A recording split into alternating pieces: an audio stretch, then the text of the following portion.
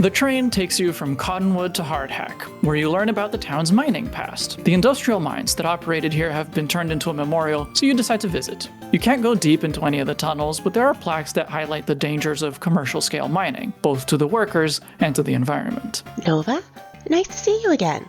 Are you interested in mining? Hi, Selena. And hi, Gregory. I'm very interested in Pokemon fossils, and I've heard that miners sometimes find some. Yeah, that does happen, but these mines haven't actually been in operation for a long time. I'm actually heading up the mountain myself. This is a great spot I know for rock hounding.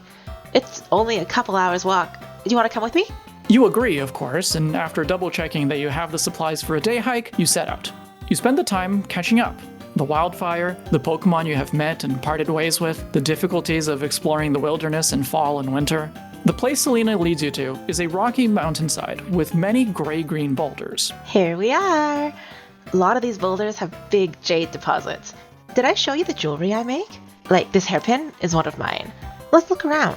If there's a boulder that someone else has already extracted from, it's going to be a bit easier because otherwise, it's a lot of work to find the jade.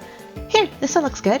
Selena uses a pick and mallet to break off small chunks from the boulder, exposing the smooth and deep green stone inside. Gregory snacks on the shards. Let's see. I think this is a good pair of earrings, and this is good enough for a nice pendant. Hey Nova, this piece could be pretty good for a small sculpture. Do you want me to show you how I carve? I don't carry all my carving tools with me, but I can show you what I have. Selena demonstrates how to use what looks like a small hand drill to grind away the stone and make the forms you want. You work slowly and carefully, but you keep up the conversation. Do earthquakes happen much around here? Yeah, lots. Usually small ones, so you might not even have noticed. But the geologists say that we're probably going to have a really big one sometime in the next 50 years. It can be a lot to think about, but honestly, the most we can do is be prepared.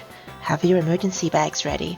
Anyway, how's the sculpture looking? It's supposed to be Purrs, the purloin that lives with my dad. It looks a little wonky, though. Selena, could I have one of your pieces? I'd like to get it to my dad for, what do you call Christmas here?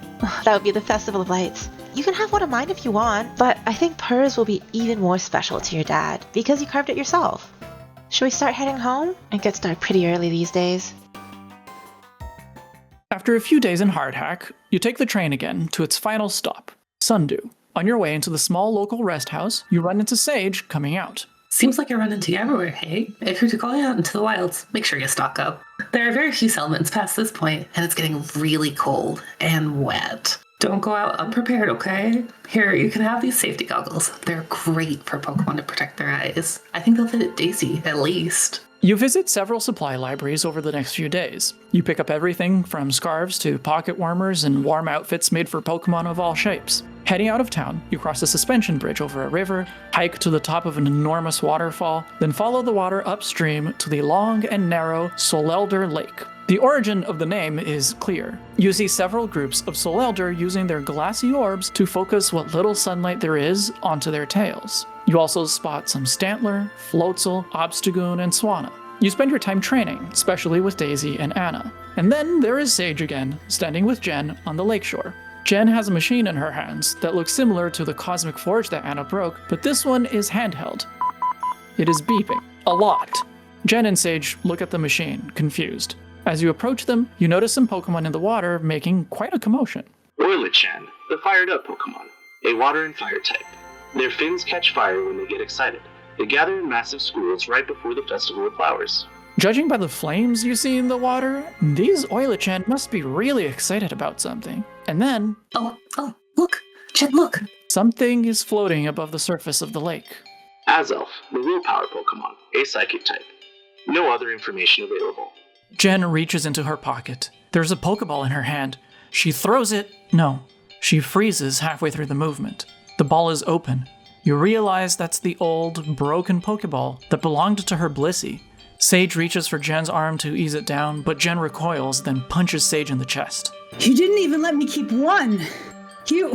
Why are you people like this? I could have fixed it. Jen punches Sage again, weakly. Then she falls to her knees. Without a word, you and your partners approach. Daisy, Autumn, Tiger's Eye, and even Anna sit around Jen. Ari sings a soothing melody. Vlad and Chance aren't close, but the Azelf is still there, watching them. I'm sorry. She's going through some sad stuff right now.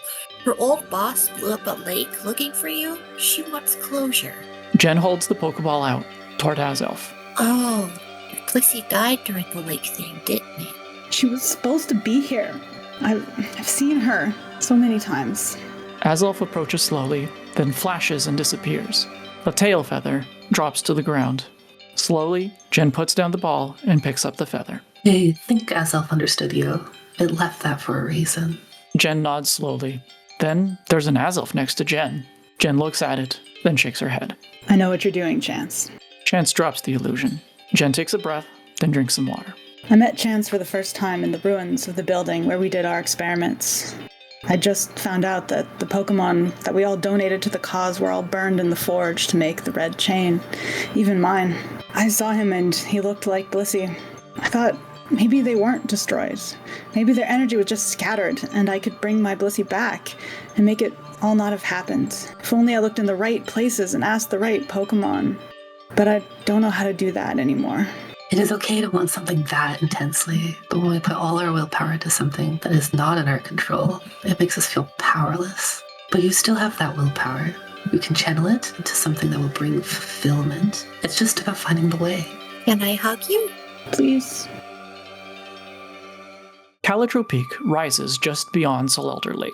It is snowy and too dangerous to reach the peak itself at this time of year, but you want to at least get a little higher. You are prepared for the mountains this time, and so are your Pokemon. You hike. On a bare ledge with a clear view, you see something you thought you'd never see. AC, sitting calmly. There's a Smeargle with him. AC? What are you staring at? Oh hey, how's yous doing? I'm appreciating nature. Old Smudgely has got a will to see. Don't know if you've met him before, but wise guy, Sage says to bring along a little geezer for help with my art therapy, to help with my focus and all. Smudgel turns to you and waves, then goes back to painting on a canvas. Hi, Smudgel. These are Anna and Autumn. Wait. You've got yourself a fire Pokemon? Does that mean I don't gotta hold back no more if we go to a battle? Because I like the sound of that. Come on, fight me. 3-on-3? You open with Daisy. AC sends in Moonstone. Daisy is in top shape, and with a critical hit, forces Moonstone to retreat. Then, Daisy begins to glow. Congratulations! Daisy evolved into Clariflyer. All right, Hellcat, come on. I got a onesie though, Supernova. Hellcat is my big sister, and I ain't giving her no commands. She fights on her own. Hellcat is experienced. Even up against Daisy the Clariflyer, she holds her own. Hellcat looks worn down, but it's Daisy who steps down first. Anna shows you she wants to jump in. You hesitate to let her, bad type matchup and all, but she's raring for a fight like she always is. It's another tight battle, but Hellcat once again comes out on top. Now you're on the back foot. Time to fight fire with fire. You send in Autumn, who gives Hellcat the battle of her life. Hellcat is relentless, but they have both pushed themselves too far. Did great, Autumn, but that was a rough fight. Do you want to continue? No? That's okay. AC, we concede. Yeah, I thought so. Still though, I gotta say I'm all impressed. Real impressed. You're going a lot as a trainer and you got my respect. I'm trying to get closer to Calitro Peak, as close as I can in this weather. How about you? I'll catch up with you yet later. Smudgel can't move all that well. I'm thinking we're gonna keep working on capturing this view. So, smell you later. The trees get sparse and the fauna changes as you ascend. For the first time, you see Highland Sneasel and Sneasler, and a whole swarm of Frostmoth. That herd of evergreen sawsbuck still seems to follow you, but if that different one is around, you don't see it. Early one morning, a massive shadow flies over you, and when it lands nearby, you snap its picture. Corvusol, the Morningstar Pokemon, a dark and fairy type, and an evolved form of Murkrow. Legend says they brought light into the world before falling from grace. They decorate themselves to return to their former position. You're watching the Corvusol when the piercing cry sounds almost unnatural, mechanical even. You send Daisy to find the source, and she quickly comes back, beckoning for you to follow. There's a creature lying in the snow, bleeding from a gash in its thigh. Its fish-like tail is torn. You quickly take its photo to find out what it is, but No match found. Can I help you? Please? the creature growls, but lowers its head. You take a deep breath and think back to the first aid you learned in the Rufflet Scouts and your time with the self-defense community. Daisy, let's get it some water. Autumn, make sure it stays warm. I'm going to use this gauze to bandage your leg, okay? It flinches and yelps as you dress its wound. With the worst of the bleeding taken care of, you check your phone. No bars. I have a flare somewhere in here. I'll use that. But who's going to see it? Tiger's Eye, I need you to go find help. You light the flare, and Tiger's Eye flies off. You wait, but you don't have to wait long. An enormous Arcanine bursts from the trees, racing toward you. The injured creature looks defensive again and fires off a weak attack. Francis, the Espeon, easily deflects it. Lenore dismounts from Romulus carefully, looking so pregnant she could burst. Romulus has a soft-looking saddle on its back, but Lenore couldn't look more uncomfortable. She eyes the creature. You're the one I've been hearing about, aren't you? Given the circumstances, this might be the right time to use one of these. They're still being tested, but they seem to work. Lenore offers one of Jeremiah's healing devices to the creature, but it looks wary. I also have a potion, some berries, and an energy root.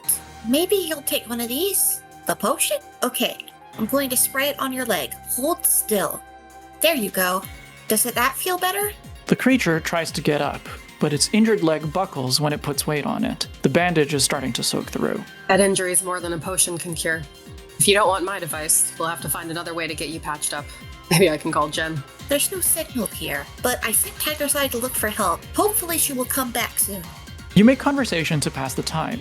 You start to ask Lenore about the baby, but she gives you a look that makes you change the subject. It's over an hour before Tiger's Eye returns, followed by a whole flock of Pokémon. You recognize Antares the Flygon and Shiba the Kilowattrel, but there's a Drifblim with them this time, each of them carrying a bundle of supplies. A Highland Sneasel is riding on Charon's shoulder. The creature seems to relax when they land. Hi Nova, hi Lenore. Give me some space here. Helm, I'm going to need you to get on this sling. Can you move on your own or do you need help? Here, I'll give you a boost. We should go quickly. It'll be a long flight. Long flight? Where are you taking it? Sundew isn't that far. Trust me, I can't take Helm to a town. I need to take him to his family. Zol, can you finish that delivery for me? Antares, you're with me. Shiba, you carry the sling. And Nova, I might regret this, but do you want to come with me? You'd like to see this place. Daisy, do you think I can ride on you to follow them? Tiger's Eye can come with us too. But Autumn, Anna, maybe you can go with Lenore for now? Do you mind, Lenore? Great, more babysitting. Fine, whatever. There won't be any trouble. You two look out for each other, okay? I'll come for you as soon as I can. It's a long, cold flight. You take a few breaks to give your rides a rest, but Charon is antsy to arrive before sunset. At least it isn't snowing much. Just as you approach the very edge of the island, you spot a small stone cabin with strange mechanisms on the roof. A stone wall encircles the area, including plenty of trees and a small pond. You see no other sign of habitation for many miles. Charon lands in front of the house. Pulling it by the sling, Charon drags the injured creature, Charon had called it Helm, and takes it inside. You follow. Hello? Sorry to intrude. You don't think. You just do. The door closes, but you don't see who did it. You hear sounds and low voices inside. After a few minutes, Charon steps back out. Don't worry about him. He's not great with people, especially new people. He just needs a little time. Come, there's a perfect place to watch the skies just this way. Will Help be okay? I wonder what happened to it. What happened? I don't know, but the professor will take good care of him. You sit on a cliffside with nothing but sea and sky in front of you. The sun is low and getting lower. The sunset is beautiful. Who are you? Why are you here? You turn, but you can't quite see who's talking. Your eyes can't focus on them. I'm Nova. These are my friends Daisy and Tiger's Eye. We found that injured Pokémon in the mountains. You didn't need to come. You shouldn't have come. I invited them. I thought you might appreciate the visit from a bright young mind. They're very interested in Mamokra and Petrank, you know. They're so cool. You know how I feel about visitors, but playing to my ego. So you found my brother. You found Helm. Your brother? Do you mean that literally or metaphorically? Metaphorically is the only way I can have brothers. But he had brothers, real ones. They're not here. I couldn't get them out. What kind of Pokemon are they? I don't know. They were called Type Full at first, but then they were muzzled into stasis declared failures. And not failures. Did this so long ago. I see I'll kill him. Then suddenly, your eyes focus and you can see him clearly. The people who did this to you, did you stop them? No, I got out, and I got Proto and Helm out. I heard the one who did this to me, but he's still around. Last I heard, he's still doing the same things unpunished. Now come inside. It's cold. You can have a hot drink before you leave. The sky is already darkening, but you follow. The cabin is roomy and warm. More tea, Covington. There's the one you're looking for, sleeping by the fireplace. A Mamoka. His name's Snuffle. You marvel at the sleeping Pokémon until you feel like you're going to burst, but you decide not to bother its sleep. A Grookie in a lab coat brings you a mug of tea. Are you Professor Graft? Nobody. But Sage said that Professor Graft lives in a place that sounds a lot like this. They talk too much for a therapist. Yes, I am Graft. Thank you for letting me see a real-life Mamoker. I love fossil Pokemon. They're really, really cool. I learned about Mamoker and Pet Trunk in the museum in Quercus, and how they make art. And then I met Selena and Gregory the Tyrant. It was amazing. In a couple of years since I last saw Gregory. He used to hang out around here, but he went off on his own adventures, as they all do. Children, leaving the nest. Gregory seems really happy with Selena. She showed me how to sculpt jade, and I made this little purloin for my dad. Nova, I'm sorry to rush, but we need to get going. It's already dark and it'll be another long flight to the nearest settlement. Graft doesn't take overnight visitors. I don't, but you saved my brother, so you can come back someday. I don't like talking, but I do like battling now and then. He can spar, and I'm sure the others would like the company, but you have to promise me this. You will not tell anyone about me. You would never hear. I promise. Your supplies for the week are in the fridge. As you step outside, an enormous, shaggy creature reaches out its trunk and places a painted stone in your hands. A pet trunk. You stare at it, open-mouthed. Come on, Nova. I'll ride Sheba so you can follow the glow of her feathers. Let's make it easy for Daisy. You can ride on Antares. That should help us make good time. Call out if you need anything. You fly in a different direction from where you came. There is just enough moonlight that you can distinguish land from water, and you follow the coastline, more or less. In the distance, a small town appears to glow. As you approach, you see that the few houses that make up this town are decked out in as many fairy lights as you'd see back home. So are the trees. Everything is lit up. This is Salel. The rest house is this one. You should rest here, but I won't stay. Have a good night, Nova. The rest house looks like it's just someone's home, but with a couple of bunk beds in the guest room. Welcome, child. People call me Mr. Salty. I wasn't expecting anyone to arrive at this time of night. Dangerous to be traveling in this dark and this cold, but was Sharon that brought you here, eh? Good! That man's as serious about safety as any I've seen. Salty has breakfast ready by the time you wake up the next morning. The big supper for the Festival of Lights is tonight at Steve's place. But until then, you should see the local sights, even if it's not the high tourist season. What is there to see around here? Well, there's the Cetacean Museum, where you can learn about Pokemon like Roquet and Palafin, and Cetitan, of course. And there's the Cultural Center, where we share the stories and traditions that have been passed down since the beginning of time. I'd be happy to take you to them both. You choose to visit the Cetacean Museum first, of course. It's little more than a house, but it doesn't disappoint anyway. There's a fully articulated skeleton of an adult Rorquay hanging from the ceiling, much bigger than you remember Trapper being. There are also photos and bones from Finizen and Palafin, Cetotl and Cetitan, the gem of a Celestial, and the horn of a Dugong. One display shows the enormous vertebra of a Wailord, comparing its thickness to the vertebra of a local species. It's hard to wrap your head around how big a Wailord would be if it's that much bigger than the Rorquay that hangs above your head.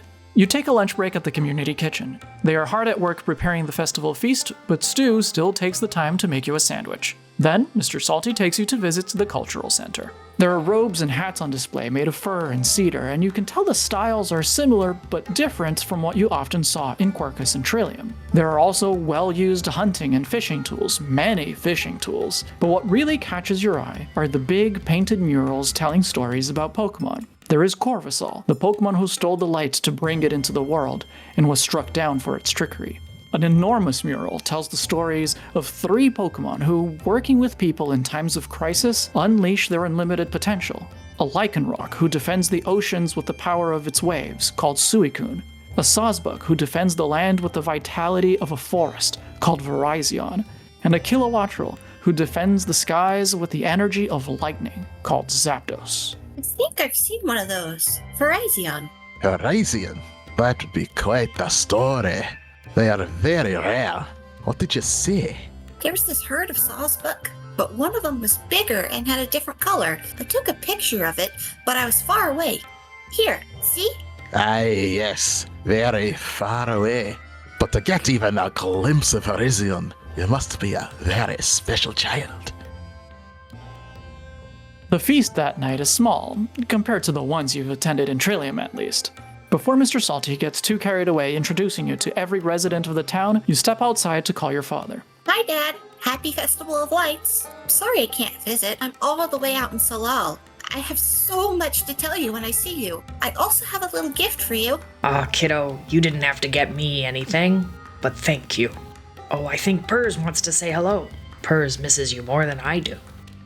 During the feast, people tell stories. Everything from personal to fantastical. You tell them about helping to fight the wildfire. Later, people exchange gifts. You don't have anything for the others, but Mr. Salty has something for you. Just a little token, but I couldn't let a guest go without a gift during the Festival of Lights. The loop is made of cedar bark, and the pendant is a tooth from a fierce paladin. You try to call Lenore the next day to check in on Autumn and Anna. No answer. You try not to worry. While you're packing up to leave, your phone rings. Nova, it's Nina. I just wanted to let you know that Lenore's gone into labor. But don't worry, things are going smoothly. Oh, okay. Are Autumn and Anna with Lenore? Yeah, they're here. Lenore lives near Sundew. You can meet them here. You fly on Daisy's back again. You're both getting the hang of it. Tiger's Eye keeps up. Using your map and compass, you try to plot the most direct flight path to Sundew.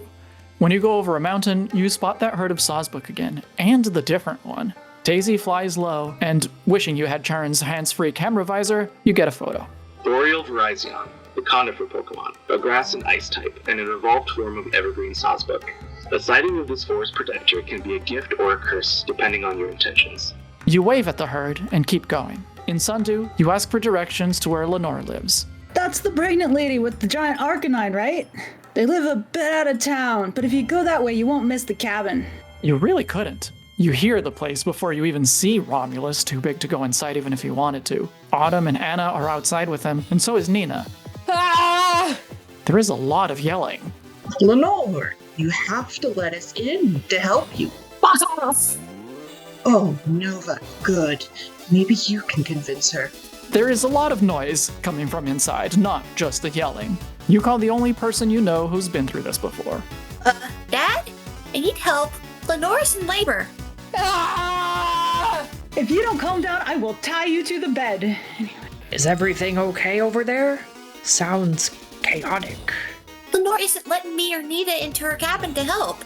I think Jin is in there, but there's a lot of screaming. What should I do? A shadow flies out of the window. Before you have a chance to process, Vlad's mask is over your face. There's a voice coming from this strange device in your hand, but there's a louder voice in the back of your head. You know what to do. You drop the device and walk to the front door. Romulus, my buddy, I've got this. I've had 6 wives, and I've sired foxes with each one. I'm going in. Romulus, surprisingly, doesn't stop you. You throw the door open. There is Jen, boiling water in what looks like every vessel in the house. Francis is piling furniture, sheets, and pillows into a nest. Lenore is on the bed, knees splayed, wrists tied to the bedposts. Vlad, we're going to talk about this later, but keep her distracted, okay? Things are going to be fine. We just need to sing. Come, join me. It's a damn tough life full of toil and strife. Oh, fuck this. Then there's a baby. It doesn't scream. Hands reach for your face and the voice is gone. You blink and look around. Jen is looking at you and Vlad is floating away. It sounds like he's laughing. I'm so sorry. Are you okay? Wow, I never expected to see that. Everyone get the fuck out. Now! Things calm down after that. You spend a few days around Sundew, but Lenore still won't accept anyone's help. Only Jen is allowed to stay. Seems they were sharing the cabin before, and kicking Jen out wouldn't be right. As the weeks pass, you realize that soon it will be a whole year since you arrived at the Uloima Democratic Federation. You call Ocean. Nova! You want to join the welcome committee, eh? Tell you what, we're expecting some newcomers next week. Can you make it out to Ocean Spray by then? This would be a great chance to try out the process and see if you like it. When you meet up, it's only Ocean and Hope. You don't see Hardwood anywhere. He's pretty independent. We both like to spend time in the wild sometimes. I haven't seen him in a while, but I know he's doing good out there. Come on, the ferry with our new arrivals will be docking soon. There are two of them, a middle-aged woman in a pantsuit and a young man in hiking gear. Welcome to the Uloima Democratic Federation. Can we get your names? Hello, dear. My name is Candace. I'm, Dave. We are thrilled to have finally arrived in this beautiful region. I'm sure you'll love it here. It says here that you're just visiting. Right, just visiting. We've been considering moving here, but wanted to take a look first. That's a great idea. I know things here can be pretty different from the outside, so it's good to make sure it's a fit. You are traveling together, right? It doesn't say on the form what your relationship is. Yes, Dave is my nephew. Son. I had a complicated relationship with Dave's father. But you are right, Dave. I do think of you as a son. That's great. Now, do you have any Pokémon with you? No, we didn't bring any Pokémon with us. We released our Pokémon before we came. They made it clear they wanted to stay on the mainland. I have my Rattata. Ratty. Is Ratty in a Pokeball at this moment? We should take you to, shoot, what's the park called again? Nettle Bay Park. Yes, thank you, Nova. As you know from the welcome video, even though you are only visiting for now, you do need to release your Pokemon. We have a dedicated space where you can do that. We try to make sure that both you and your Pokemon partners are comfortable while you work out what your new relationship is going to be like. For now, we can keep Righty's Pokeball safely stowed for you. Do you have any other Pokeballs to declare? Yeah, just these few Quick Balls and Ultra Balls. I take those back when I leave. They are expensive. I have none. Excellent. You seem well prepared. I like that. Let's head to Nettle Bay Park, and then we'll take you to your temporary accommodations. Ratty is a pudgy Rattata. Dave looks tense, worried that Ratty will leave, but Ratty tries to climb on his shoulder. Dave ends up carrying it like a baby. You and Ocean take the three of them back to Ocean Spray, where you go over the basics of life in Uloima. Where do you plan to visit? Up Island. Because I love trees. Ratty loves trees. We just want to be around a lot of trees. We would like to see as much of the island as possible. Do you want a guide to show you around? No. Well, here's a map of the island to help you get around.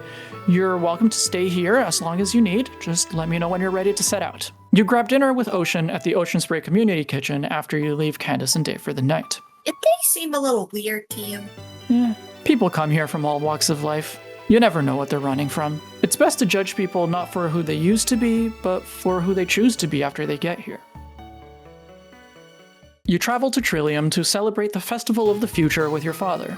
Indigo, of course, is making food. Scraps is a Garbodor now, but still loves hugs. People are clearing fallen branches from the streets and scrubbing the winter's grime from solar panels. Sage has a booth offering career planning and goal setting, and all over town, people have booths showing off their personal projects.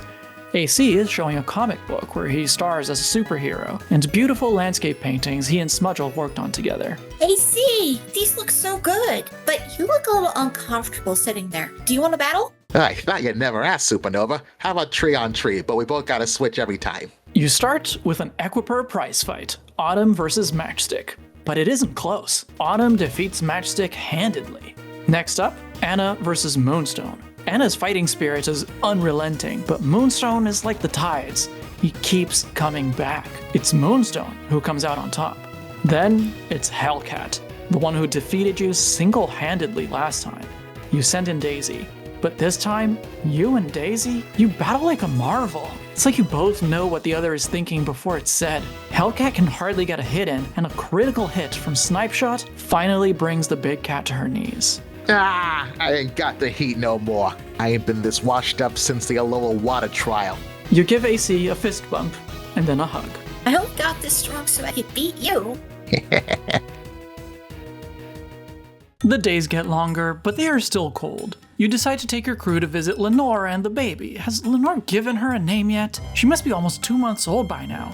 As you walk up to the cabin, you hear voices. Tense voices. There's Lenore standing outside the cabin holding the baby. Romulus is growling at someone. Are those Candace and Dave? What are they doing here? Then you notice the feraligator, big and scarred, on all fours, facing Romulus. Something's not right. You dial Sage's number and leave the line open. Look, this is enough, isn't it? Here, just take it and never come back. Tell them you didn't find me. Lenore hands the baby to Candace. Baby starts to cry. What is going on here? Well, my welcome committee. How wonderful. Nova, get out of here. This has nothing to do with you. Are you giving your baby to these people? Why? You see, darling, when two people hate each other very much... Stop it. Nova, Uloima is great, but it's not invincible. They're never going to stop hunting me. This is the only way to get them to stop. I don't want it anyway. Someone here would take your baby. We all take care of each other in Uloima. I've met your self-defense community. I know exactly how good your defense is, and it's not enough. Yes, they didn't notice Fangs at all. Did you bring him in a Pokeball? Of course not, darling. They're never allowed here. He swam. Fangs is loyal all on his own, aren't you, dear? He was trained by the best, after all. Shut up. You could have let us know. We could all have come to protect you. Really?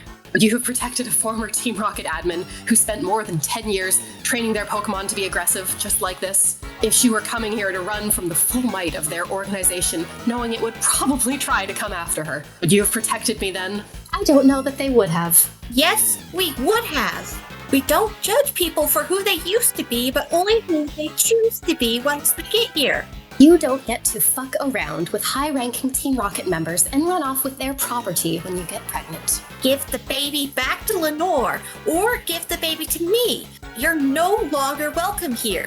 It doesn't matter. We're leaving, darling, and there's nothing you can do about it.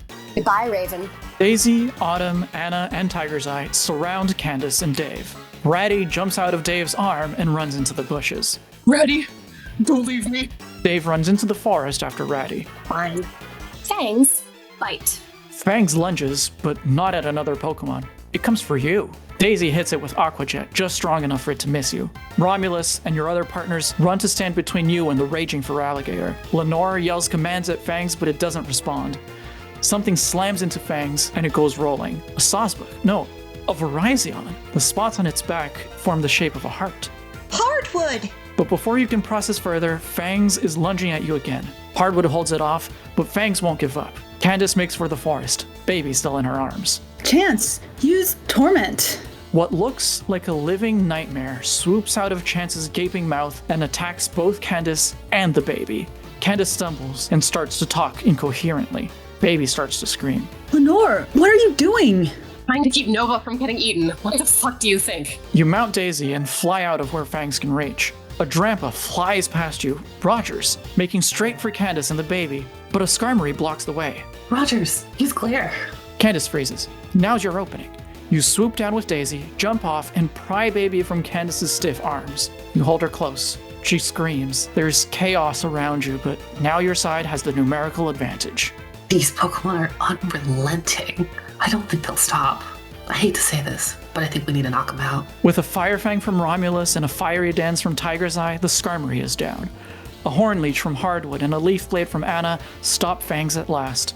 Before Candace's paralysis wears off, Rogers sits on top of her. Finally, you can take a breath. Your Fetty gear is beeping. Not just yours, everyone's. Attention, earthquake imminent. Take cover immediately. The ground starts to shake violently. The trees sway. Branches rain down. You pull baby into your chest as you lose your balance, but Daisy grabs you by the shoulders and flies up. Lenore's cabin comes apart. Romulus stands over Lenore. Hardwood protects Jen. Sage rides Ari away from the ground. Trees topple all around the cabin, but nobody on the ground gets hit. After what feels like forever, the shaking slows. Everyone stay away from the trees. There will be aftershocks. When Daisy puts you down, you hand baby to Jen and call your father. Dad? Dad! Are you alright? There was an earthquake and these people and Lenore's baby. Nova! Oh, thank the stars you're alive! There's a lot of damage here in the kitchen, but it's still standing. Indigo's scraping together some emergency food. The rest of us are going to look for people who are injured. Be safe. Lenore is hyperventilating, and she won't take the baby back. I'm dead. I'm dead. I'm getting thrown out for this. Rockets are gonna find me and kill me. Look at me, Lenore. You didn't do anything against us. You didn't know what else to do for help, and that's okay. We've got your back. You look around. There are 2 hyper-aggressive Pokemon knocked unconscious on the ground. There's a Team Rocket admin pinned under an angry Drampa, and another Rocket who escaped into the woods. There's a screaming baby, unwanted by her mother. There's a ruined cabin, and who knows what else has come down across the Federation. It all feels like too much. But then you see it, out of the corner of your eyes, flames beginning to come up from the cabin's wreckage. The stove must have been on when the earthquake struck, and fire is licking its way through the rubble of Lenore's collapsed cabin. Somehow, that's the thing you know you can handle. Daisy, Autumn, let's stop that fire. You've put out the fire. What do you do next?